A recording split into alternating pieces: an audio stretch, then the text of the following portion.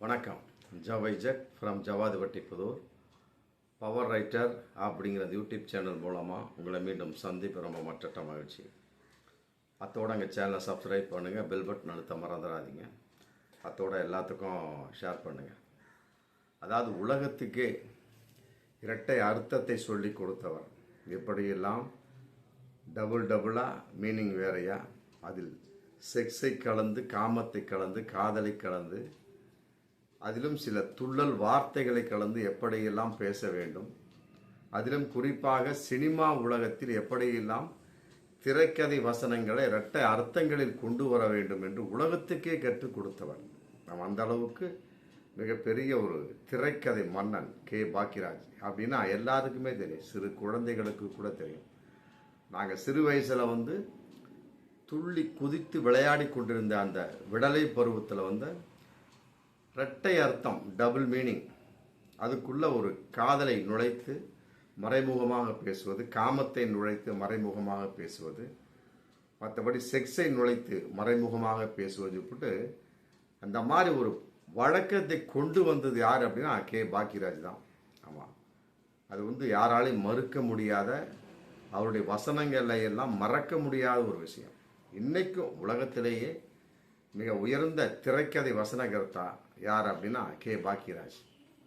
அதன் அடிப்படையில் எம்ஜிஆர் கூட அவரை என்னுடைய வாரிசு அப்படின்னு அவரை புகழ்ந்தார். அந்த அளவுக்கு மிக அற்புதமான ஒரு திரைக்கதை வசனம் எழுதக்கூடிய ஒரு அற்புதமான ஒரு நடிகர், தயாரிப்பாளரும் இருந்திருக்கின்றார், மற்றபடி இசையமைப்பாளராகவும் இருந்திருக்கின்றார். அந்த அளவுக்கு பன்முகமான ஒரு திறமை மிக்கவர் தான் கே பாக்கியராஜ். அவருடைய பையன் சாந்தனு, அவரும் சில படங்களில் நடித்தார். மற்றபடி பெருசாக ஒன்றும் சாதித்த மாதிரி தெரியல. பொதுவாக அப்போ என்ன சாதிக்கிறாரோ அதை மகன் கட்டாயமாக சாதிப்பார் அப்படின்லாம் சொல்லிவிட முடியாது. அதற்கு நேர் மாற்றாகவும் சில பேர் இருக்கிறாங்க. டி ராஜேந்திர பையன் சிம்பு இன்னைக்கும் சாதனையாளராக இருந்து கொண்டிருக்கிறார். மற்றபடி சிவகுமார் 2 பசங்களும் டாப். கார்த்தி மற்றபடி சூர்யா எங்கேயோ போயிட்டாங்க. இந்த மாதிரி அடுக்கிக்கிட்டே போகலாம். அதே மாதிரி சத்யராஜ் பையன் எங்கே இருக்கிறாருன்னு தெரியல. இப்படியும் அடுக்கிக்கிட்டே போகலாம். நிறைய விஷயங்கள் இருந்துகிட்டு இருக்கு. எல்லாமே அவரவர்களுடைய நிலைப்பாடு, அவரவர் தன்னுடைய திறமைகளை எவ்வாறு வெளிப்படுத்துகின்றார்கள், அப்படித்தான். கே பாக்கியராஜ் பையனோன்னு மக்கள் தூக்கி விட்டுற மாட்டாங்க, சத்யராஜ் பையனோன்னு மக்கள் தூக்கி விட்டுற மாட்டாங்க. புரியுதுங்களா? இந்த மாதிரி பல விதமாக இருக்குது. அதே மாதிரி பாரதி ராஜா பையன் மனோஜ், அவர் சமீப காலமத்தில் அம்மை விட்டு சென்று விட்டால் இறந்து விட்டார். அப்படின்னோன்னு அவர் தூக்கி விடலாம் விட்டுற மாட்டாங்க. திறமைக்கு தான் மக்கள் மதிக்கிறாங்க அவருடைய. மற்றபடி இவர் என்னாருடைய பையன் என்பதில் யாருக்கும் ஒரு வகையான ஏதோ ஒரு வகையில் உடன்பாடு இருந்தாலுமே கூட மக்கள் சினிமா வகையில் பார்க்கின்ற பொழுது தன்னுடைய திறமையை தான் பார்க்குறான். அதன் அடிப்படையில் சாந்தனு இன்னைக்கு வரைக்கும் மிளறவில்லை. சுமார் 2 படங்கள் நடித்தார். பையன் அழகாக இருப்பார். பார்க்க அவருடைய அம்மா பூர்ணிமா ஜெயராமை போன்று இருப்பார். அற்புதமான ஒரு பையன். இருந்தாலும் பெருசாலாம் வர கிடையாது. அவருக்கு சமீபத்தில் ஒரு 10 வருடங்களுக்கு முன்னால் கல்யாணம் ஆச்சு. 21/8/2025 கல்யாணம் ஆச்சு. அவர் கல்யாணம் பண்ண ஒரு பொண்ணோட பேர் கீர்த்தி. அதாவது சின்ன வயசுலேருந்தே லவ் கான்செப்ட். அந்த பொண்ணு டிவி தொகுப்பாளராக பணியாற்றி கொண்டிருந்தவர் கீர்த்தி. அப்புறம் 2 பேரும் லவ் பண்ணாங்க. மற்றபடி அந்த லவ் சின்ன வயதிலிருந்தே தொடர்ந்து இருந்தது. பார்த்தாரு, ஊருக்கெல்லாம் காதலை பச்சை கொடி காட்டி சினிமா மூலமாக வாழ வைத்து கொண்டிருக்கக்கூடிய கே பாக்கியராஜ், பூர்ணிமா ஜெயராம் அப்புறம் தங்களுடைய பையனுடைய ஒரு காதலை வாழ வைக்காமல் விட்டுற போகிறாங்க. வாழ வச்சாங்க. 21/8/2025 2 பேர்த்துக்கு கல்யாணம் பண்ணி வச்சாங்க. ரைட்டு, என்ன ஆச்சு? ஒன்றும் கிடையாது, நல்லா தான் வாழ்ந்துட்டு இருக்காங்க, எந்த பிரச்சனையும் கிடையாது. என்ன இன்றைக்கு வரைக்கும் ஒரு கேள்வி அவங்க வழியில் போயிட்டு இருக்கு அப்படின்னா, ஏன் இன்னும் குழந்தை பெற்றுக்கொள்ளவில்லை? அவ்வளோ, வேற ஒன்றும் கிடையாது. சாந்தனு கீர்த்தி அந்த ஜோடி அதாவது பாக்கியராஜ் பூர்ணிமா ஜெயராம் அவருடைய பையன் மருமகள், அவர்களுக்கு ஏன் இன்னும் குழந்தை பிறக்கவில்லை? பார்க்கக்கூடியவங்க எல்லாமே அவரை கேள்வி கேட்டுகிட்டே இருக்கிறாங்களாம். சாந்தனுவும் கீர்த்தி இன்னைக்கு பகிரங்கமாக பேட்டி கொடுக்குறாங்க. அதாவது யாராக இருந்தாலும் சரி, ஏன் இன்னும் குழந்தை பிறக்கவில்லை, ஏன் இன்னும் குழந்தை பெற்றுக்கொள்ளவில்லை அப்படின்னு சொல்லி கேள்வி கேட்டுகிட்டே இருக்கிறாங்க. ஏன்னா குழந்தை பெற்றுக்கொள்ளவில்லை என்ற அக்கறையோடு சில பேர் கேட்குறாங்க. சில பேர் கேட்க வேண்டும் என்பதற்காகவே ஏன் குழந்தை பெற்றுக்கல, அப்படின்னு போட்டு கேட்குறாங்க அப்படின்னு போட்டு இன்றைக்கி ரொம்ப வருத்தமாக பேட்டியா, மற்றபடி வந்து யதார்த்தமான ஒரு பேட்டியா, இல்லை உண்மையிலே வந்து பிறகு பார்த்து கொள்ளலாம் அப்படிங்கிற நினைப்பில் ஒரு பேட்டியா அப்படிங்கிறது அவரவர்களுக்கு தான் தெரியும். பொதுவாக நம்முடைய தமிழ் கலாச்சாரம் மட்டும் கிடையாது, எங்கேயுமே சரி, உலக அளவில் எடுத்துக்கொண்டால் குழந்தை அப்படிங்கிறது கல்யாணம் முடிச்சுட்டோம் அப்படின்னாலே போதும், அடுத்து எப்பப்பா குழந்தை பெக்க போகிறீங்க, இது வந்து மனித இயல்பு. இதில் வந்து கூர்ந்து கவனிக்கப்பட வேண்டிய விஷயம், மற்றபடி வந்து ரொம்ப டீப்பாக பார்க்க வேண்டிய அதெல்லாம் கிடையாது.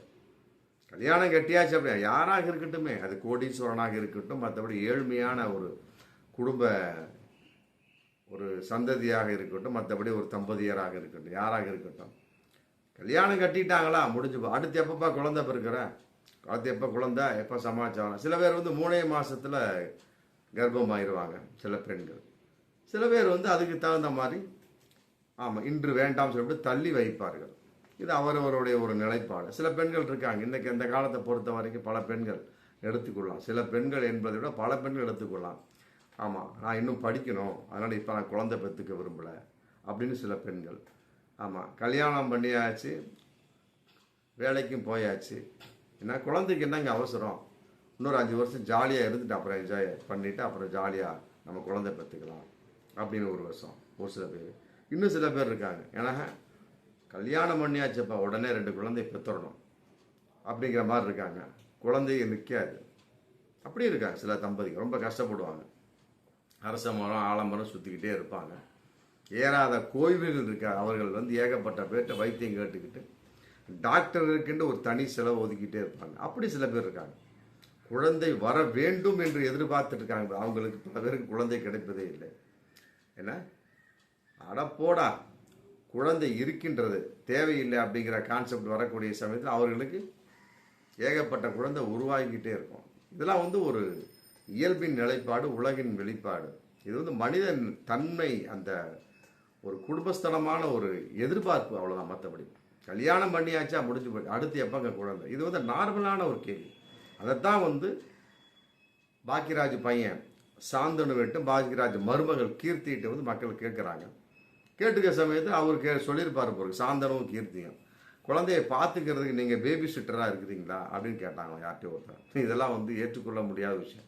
நீங்கள் குழந்தை பேக்கிறீங்க, உங்கள் குழந்தைய நீங்கள் தான் பார்க்கணும். அதையெல்லாம்னா தாத்தா அப்படிங்கிற பேரில் பாக்கியராஜ் இருக்கிறாங்க, பாட்டி அப்படிங்கிற பேரில் பூர்ணிமா ஜெயராம் இருக்கிறாங்க. அப்படி இருக்க முடிச்சு அவங்க பார்த்துட்டு போகிறாங்க, நீங்கள் எதுக்கு அடுத்தவர்கள் எதிர்பார்க்கின்றீங்களா அப்படிங்கிற விஷயம் இருக்கு இல்லையா. அப்போ என்ன ஆகுது, 10 வருஷமாக குழந்தை இல்லை அப்படிங்கிறது எல்லாருமே வந்து பேசக்கூடிய சமாச்சாரம் தான். அதாவது வந்து மினிமம் வந்துங்க, கல்யாணம் பண்ணியாச்சா டக்கு டக்குன்னு குழந்தையை பெற்றுடணும். முதல் குழந்தைக்கு தடையே இருக்கக்கூடாது யாராக இருந்தாலும். அது வந்து மருத்துவ ஒரு குறிப்பு. அது நீங்கள் பாட்டு உங்கள் சௌரியத்துக்கு குழந்தையை பெற்றுக்கலாம் அப்படின்னா கட்டாயமாக குழந்தை வராது. மண் பெண் பொன், ஆமாம் இந்த 3 வந்து நம்ம விருப்பத்துக்கெல்லாம் வராது, தானாக அமைகிறப்ப டக்குன்னு பறிச்சுக்கணும். அதனால் வந்து உங்கள் விருப்பத்துக்கு கல்யாணம் செய்து கொள்வது, உங்கள் விருப்பத்துக்கு குழந்தை பெற்றுக்கொள்வதெல்லாம் வந்து இந்த உலகத்தில் நடக்காது. அது தானாக அந்த நேரத்துக்கு டக்குன்னு வரப்போ கப்புன்னு பிடிச்சிக்கணும். அவன் தான் ஒரு மனிதன், அவன் தான் ஒரு ஆண் பெண். அதன் அடிப்படையில் வந்து குழந்தை வந்து 10 வருடமாக இல்லாமல் இருப்பது என்பது உண்மையிலே ஒரு மிகப்பெரிய ஒரு கேள்விக்குறி தான்.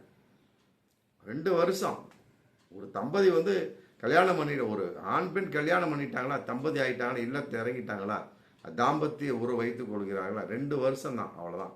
2 வருஷத்துக்கு மேலே ஒரு பெண் வந்து கர்ப்பமாகவில்லை அப்படின்னா கட்டாயமாக ஏதோ ஒரு குறைகள் இருக்கணும், ஏதோ ஒரு விஷயம் இருக்கணும். நம்ம கர்ப்பத்தை தடுக்கக்கூடிய அளவுக்கு அந்த பெண்ணுடைய உடம்பில் ஏதோ ஒரு விஷயம் இருக்கும். இல்லாவிட்டால் அந்த ஒரு வருஷத்துக்கு மேலே அந்த குழந்தைய நிற்காமலாம் இருக்காது. சாரி மன்னிக்கிறது, 2 வருஷத்துக்கு மேலே குழந்தைய நிற்காமலாம் இருக்காது. இந்த மாதிரிலாம் இருக்குது பல விஷயமா. ஆனால் இங்கே சாந்தனு கீர்த்தி தம்பதி பாக்கியராஜ் பையனுக்கு வந்து மருமகளும் ஏன் 10 வருடமாக நிற்கவில்லை, குழந்தை பிறக்கவில்லை அப்படிங்கிறது உண்மையிலே எல்லாருமே கேட்கக்கூடிய விஷயம்தான்.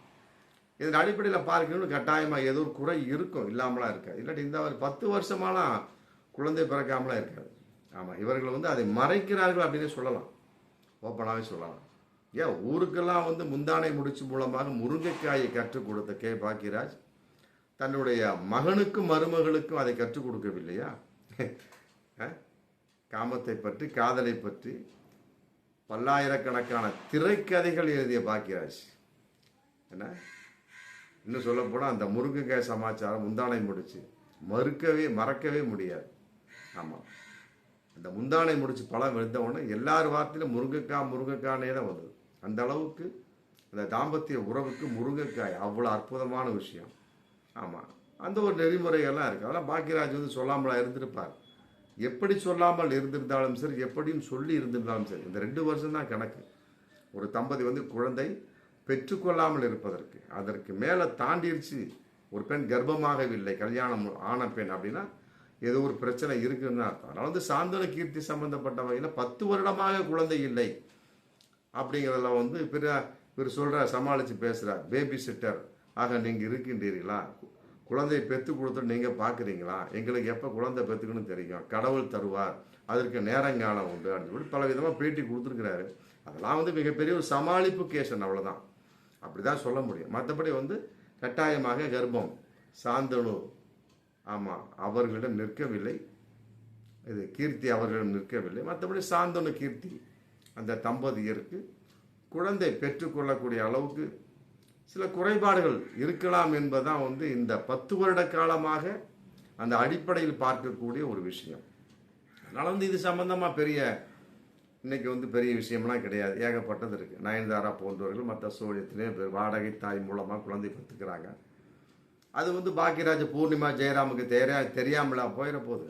ஆனால் ஒன்று மட்டும் நிச்சயம் உறுதி, நம்ம 10 வருடமாக குழந்தை ஒரு ஆணுக்கும் பெண்ணுக்கும் கல்யாணமான ஒரு தம்பதியருக்கு பிறக்கவில்லை என்ற கட்டாயமாக ஏதோ ஒரு பிரச்சனை இருப்பதாகத்தான் நாம் கொள்ள முடியும். அந்த பிரச்சனையை பாக்கியராஜ் பூர்ணிமா ஜெயராம் சாந்தனு கீர்த்தி வகையில் தீர்த்து வைத்து அவர்களுக்கு சீக்கிரமாக அவர் பேரன் அல்லது பேத்தி பிறக்க வேண்டும் என்பதுதான் மக்களாகிய நம்முடைய எல்லோருடைய எதிர்பார்ப்பும் கூட. பார்ப்போம் மீண்டும் அடுத்த வீடியோ. நன்றி.